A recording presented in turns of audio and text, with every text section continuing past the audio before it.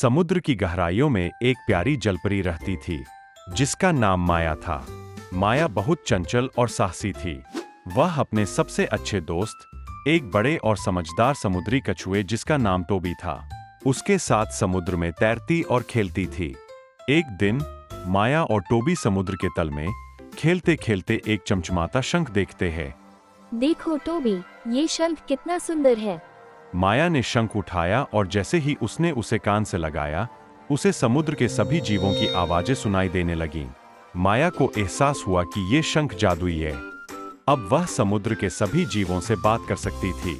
वाह, अब मैं सबकी मदद कर सकती हूँ। उसने तुरंत अपने दोस्त टोबी को शंख की शक्ति के बारे में बताया। दोनों बहुत खुश थे कि अब माया समुद्र के जीवों से आसानी से बात कर सकती थी। लेकिन इस खुशी के बीच समुद्र में एक बड़ा खतरा आ गया था। समुद्र के गहरे अंधेरे से एक भयानक दैत्य क्रोनेक्स बाहर आ गया। वह बहुत बड़ा और डरावना था और उसकी लाल आंखें समुद्र में डर फैलाने लगीं। अगर तुम सबने मेरी बात नहीं मानी तो मैं इस समुद्र को नष्ट कर दूंगा। माया को समझ में आ जाता है कि अकेले क्रोनेक्स को हराना मुश्किल होगा। वह चांदी के शंख का उपयोग करती है और समुद्र के सभी जीवों से मदद मांगती है। सब उसकी मदद के लिए तैयार हो जाते हैं। वह सबको एकजुट करती है और एक योजना बनाती है कि कैसे क्रोनेक्स को हराया जा सकता है। दोस्तों, हमें एकजुट होकर क्रोनेक्स को हराना होगा।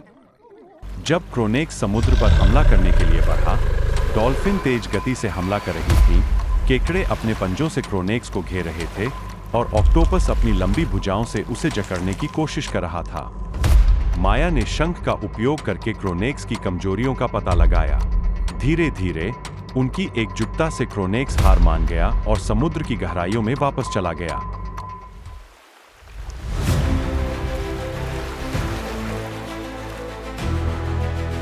अब समुद्र के सभी जीव माया को अपना हीरो मानते थे।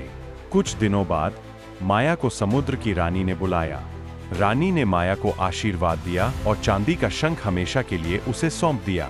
माया का दिल गर्व से भर गया। उसने और उसके दोस्तों ने मिलकर अपने घर को बचा लिया था। अब माया समुद्र की रक्षक बन गई थी और सब उसकी तारीफ करते थे। और इस तरह माया और चांदी का शंख हमेशा समुद्र की सुरक्षा के लिए चमकता रहा। यह कहानी हमें सिखाती है कि जब हम एकजुट होते हैं तो हम किसी भी चुनौती का सामना कर सकते हैं, चाहे वह कितनी भी कठिन क्यों न हो।